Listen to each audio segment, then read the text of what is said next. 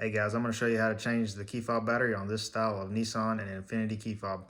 So first off, we're going to go over here to the back and slide that little button up right here. And then we're going to remove the spare key. Then we're going to take a pry tool or a small little screwdriver. In this case, we're going to use a pry tool and go just right here where the two halves connect. Just pry that just like that.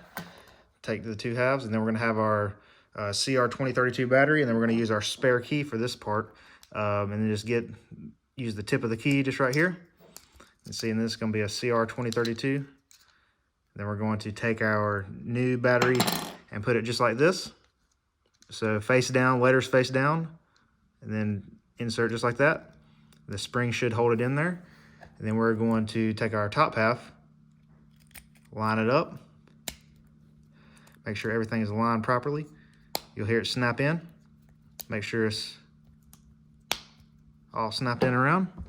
And then we're going to get our spare key, insert. Sometimes this little latch might not come down, then we'll push that down, and you're good to go.